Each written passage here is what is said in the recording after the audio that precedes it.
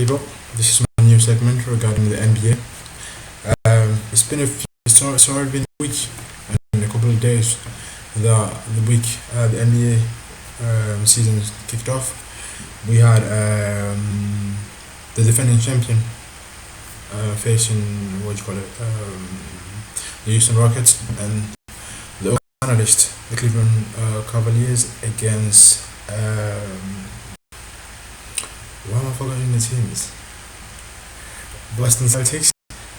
So, despite the debacle that went with Kyrie Irving leaving, what do you call him, Cleveland to, I mean, he didn't leave, he was traded. Even though you could say he wanted to leave, but he left for new pastures in Boston, and as usual, these weird moves happen, and the first team that you blame happens to be the team you've just left. So I won't be surprised when I reach my argument regarding Anthony Davis. That is the case, but yeah. So Cleveland against what do you call them, Boston Celtic. I think the game was quite a good game, but was perhaps overshadowed by Gordon Hayward, a gruesome injury. It wasn't good for those who've seen it. It wasn't quite pleasant, and you wish that you could. The only thing you can hope is you hope that you can see him back very very soon. I mean, Gordon Hayward moving from one team to another. Leaving the team he was drafted, going to a new place to start fresh, and having to endure such what do you call it, gruesome injury. But he's a tough kid. He's gonna come back and then hopefully ball as usual. But I'm hoping that I can see him again playing very soon. But unfortunately for his team, they didn't win the game. The King was in town, did the business. Kyrie played well. First game, different teammates played really well, and it's the season. It's the first season. It's the first season game, so you can't really expect too much from those type of games. I mean, even in the NBA, there are 83 games, so you can't really expect too much after about 10 games. There is times you got to take things. Teams have to take time to adjust to new personnels, to new surroundings and stuff. So it's a time. It's a process that perhaps may need a few more weeks before everything settles. But onto the other kickoff game, which were the Golden State Warriors against Houston Rockets. Chris Paul joining them from the LA Clippers. That was quite a move. But the Clippers, in a sense, they've managed to get a few guys. Patrick Beverly, who was they got a few guys that left to join the ranks, so they should be alright. And you've got the Houston Rockets, right? Unlucky, but you were champion. You got to turn out. You didn't, and these guys were ready for you. They turned up. They did what they had to do. Even though it was a close and tight game, they did what they had to do and they won the game. So kudos to them. But I was more impressed by James Harden. He picked up where he left off, and even the Warriors. I mean, they are the team that everyone wants to beat. They've got the top. They've got four guys that I believe are at least top 10 in the league at the moment. So pretty much everyone is after them. Yes, you can talk about the fact that you've got LeBron James in the East, but LeBron James has a few guys. These guys, as a team, their synergy is perhaps greater than the one that you have with the Cleveland Cavaliers at the moment. So these are the guys that everyone wants to beat. And this year's final, hopefully, for me, I would love to see different teams. But hopefully, I would love to see different teams in the sense that it's these past years, these past finals have been overshadowed by LeBron James and his the other guys from Golden State. But it'd be nice, given how much young talents there are in the league at the moment. It'd be nice to see some new blood going in the final. Whether it's Timberwolves, um, Minnesota, they're not starting well, but you never know. They've got a few pieces. Hopefully they should be able to pick it up and then go in. Whether it's perhaps Boston, why not? They got Kyrie now. Yes, they've lost Gordon Hayward, but Jalen Brown's playing well, so should be able to hopefully feel step up. But then also another team that I want to see perhaps do really well is the LA Lakers. And talking of LA Lakers, the person that perhaps dominates the narrative at the moment is no one else but Lonzo Ball. It's well orchestrated in the sense that Lonzo Ball is playing for arguably the best team or perhaps the best franchise. That's better clear, not best team, the best franchise in perhaps basketball in the LA Lakers in a market which is arguably the best market in the in terms of basketball as well, and he's playing the point guard position for Magic Johnson, who's arguably one of the best basketball players to ever put the Lakers jersey on. So there are all those facts to take into account, but also looking at how much publicity his dad, his father, is a marketing genius. Went to the big brands hoping to get some funds in order to start his business. They refused it. They thought it was out of his mind. When he asking for, I don't know how much were the price, how much he expected, how much he exactly wanted, but from the news, from what the news what do you call it, portrait, they argued that it was a bit too much. But when you believe that your kid is as good as you think he might be, and sometimes when you look at the numbers this season, they could back his argument that his kid is just as good as if he actually hyped him to be. But Lonzo Ball, not that he has been a revelation, but he has been a center of attention to the point that is the main narrative, and ironically, he is my narrative at this instant. He's part of my narrative, sorry, at this instant. But it's good for the NBA in regards to attracting new fans, because before we get lost into this into all this cacophony, sorry, you've got to think about the fact that this is marketing at the end of the day.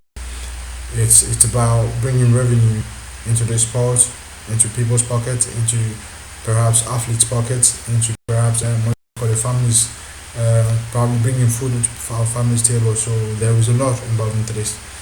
And like I said, his dad, Lavar Ball, is a marketing genius. He's very good at what he's doing. He's pushing and he's working extremely hard in order to get everyone's attention onto his son. But this is where people are getting confused. He's able to do that, but also diffusing, and also not just diffusing, but distracting players into their own game. So basically, this is how it goes. He hypes up his son pretty much before every game, and then you get point guard taking shots at him, saying, "Oh no!" Actually, teammates of point guards taking shots at him, saying, "Oh yeah, our point guard is going to turn up and he's going to actually torment your son." But that's the whole point of him hyping up his son. You guys are having to talk about him now, but then your point guard, when he turns up, he's not focused on his game because in his mind, I've got to torment Lonzo Ball. Lonzo Ball is not the only player in that team. If you were to go after Lonzo Ball, you will be distracted from your game. And if you're distracted from the game, Lavar Ball has won. That's what he wants you to do. He wants you to be distracted. And Lonzo Ball's teammates, take advantage of that and then win and score as many baskets as they can. That's the whole point. If you get distracted from everything that's happening around you and then you focus solely on Lonzo Ball, you miss out. And then they will win. Taking for example the fact that they beat Washington, John Wall's Washington's team. John Wall, Bradley Beal. Come on, these guys are real dogs, like real players. These guys can ball. They lost to to the LA Lakers. Who would have thought? But that's the whole point. Everyone's like, oh yes, John Wall is going to turn up and it's absolutely going to torment him. He's going to go, I don't know how many miles per hour on him. Yes, he turned up. What happened? He lost the game. And that's the whole point. That's the whole idea. That's the whole aim of Lavar Ball. He wants you to be distracted. Once you're distracted, his son's team is going to win the game. That's all. It's a game plan that's working to perfection. And people are falling into it. Kudos to him. I can honestly say he's perhaps arguably one of the best marketing geniuses out there, and then people can actually learn quite a lot from him. But on to my next point, I will talk about LeBron James, the king of Ohio. But just where do we start? I mean, this guy is currently averaging his joint highest in terms of minutes played in his 15th season. You could say he takes care of his body, but he's done that over the past 2 seasons, and not that it's worrying, but it's creating a domino effect on other guys. For example, you talk about the Greek Freak. I understand the Greek Freak is only 22, but I don't feel like there is enough around the Greek Freak or other guys like Anthony Davis for them to sustain such a high minutes per game on a perhaps daily or perhaps weekly basis. The Greek Freak is falling into that conversation as perhaps one of the upcoming greatest in the league. It makes sense. The Greek Freak this season so far is averaging 36, 5 and 10 on 38 minutes. When you think about how much he was averaging the season before, it's 22.9. So it's almost 14 points. And since 4 games, but that's almost 14 points up from last year's average. So that is quite a big jump. But can he sustain such a big leap until the end of the season? That's my main point. That's my main idea, and that's where I feel like sometimes you may feel as though his teammate perhaps needs to rise up as well with him. And the argument could also be said about Anthony Davis. He's had his injuries, he's currently injured, but he's also forced into that category of comparisons with the guys, the likes of the Greek Freak, Carts, Carlton Towns, or perhaps even LeBron James himself. But Anthony Davis, like I said, you could compare Anthony Davis to LeBron James in his first few years when he was in Cleveland. Their level of talent is so high in comparison to the rest of the teammates that the disparity between it's such a big gap that you feel as though they're probably doing the job, the only job, the whole job on their own. But now he's got Boogie Cousin currently playing power forward, so he's actually second highest scoring player in the league.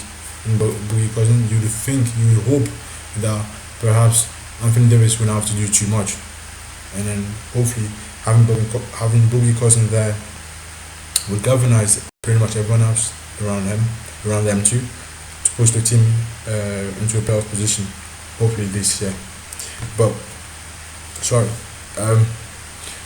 I'm hoping this injury is no lasting one, that he can come back.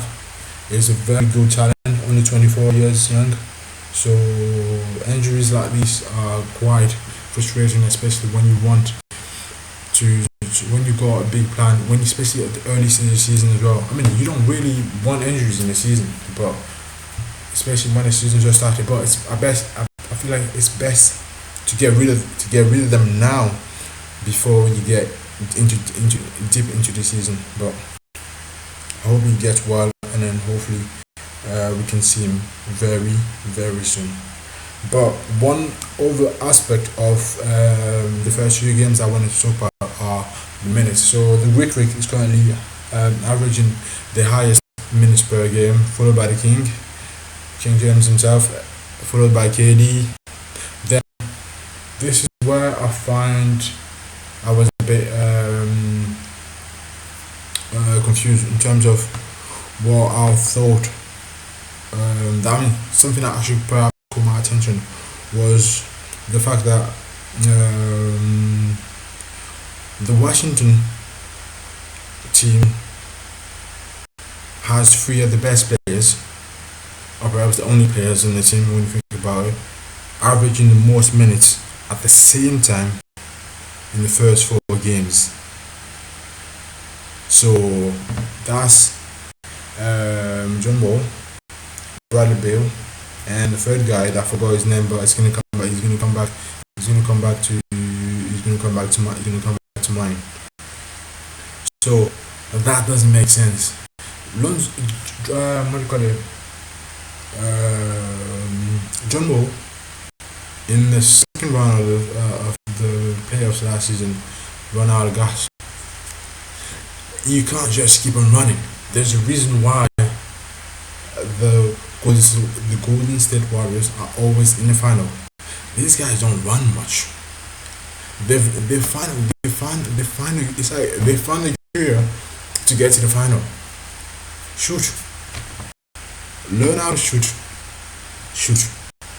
That's all they do. These guys don't attack the basket as much. People don't understand. They feel like it's about go 100%. Yes, you can go 100%, but there's a difference between working hard and working efficiently or effectively. You could work hard, but it may not lead to results. But if you work efficiently and effectively, you will definitely get the result that you need, because you're working with your head and not only with your body. But most of the people that work hard, they only work with their body mainly, but less with their head. And that's what I felt like Russell did last season when he won the MVP, which I don't think he should have won, but he literally played the entire season with his body, not with mind. It was just attack, trying to prove a point. The point that you're trying to prove, you didn't really prove it because you fell short. Has he used some of his time efficiently? You could have been able to sustain the period in which, the level of talent at which he was playing at, in order to get him not only through the playoffs but hopefully to the finals, because he was doing so much for the team that he could have carried his team perhaps to the final. But he got to the playoffs and the guy was gassed out. He had nothing left to do, and the same was said about John Wall. You guys are going 120% every game. Like, it's the start of the season, guys. Come on, easy. I know you guys are trying to say, yes, we're about this life. Everyone knows you guys are about this life. You guys are good. Everyone's wired up, but you've got to use your head and play in a certain manner in which you don't only preserve yourself, but you also allow your teammate to preserve themselves, and also allow all the guys in your team to play minutes. That way, you move forward as a team. It's about synergy. It's not about one individual. This is it's a team game. That's the reason why you guys are five in there, and not one like a team on a tennis coach, coach, or one in the boxing ring. It's different. There, it's all about yourself. You've got to think about yourself and only you. But in a basketball game, there are five of you. You have to play together. You got to switch, rotate, and allow other guys to get in the game and give you enough time to rest for you to keep on going. It's 82 games. It's a long journey, but I don't feel like some of these guys have got the message. But what do I know? I'm studying political science and sports media analytics, but it's different. Anyway, going back to the Kings, I find it surprising. I feel like people. It's been well documented that he spends quite a lot of time, a lot of financial resources on making himself always sharp in order to attack every season. But I feel like you would benefit greatly from some time, at least reducing the time to perhaps 35 minutes, or perhaps even 34, 33. That would be really good, to get him going again. But he's the king. He does what he wants. It'll be interesting to see if he can sustain that throughout this season. I'm guessing he probably missed a few games there, but it'll be interesting to see how everything pans out. In terms of actually going back again to the minutes, Lonzo Ball is currently the only rookie who's averaging the more minutes in the league. And like I said, going back to marketing, stays on the court for more time. People tend to see him a bit more, talk about him, talk about the Lakers, all that involved. So don't be surprised. It makes sense. In terms of point per game, the Greek freak, like I said, spends more minutes on the floor. Surely you're gonna see him scoring more. Surely you're gonna score the most point. Interlink, there's no difference. It literally straightforward. Because like I said as well, Steph Curry, the usual sharpshooter, LeBron James, and Oladipo. But I'm interested in Oladipo's case. There is this the trade involving Paul George from Indiana to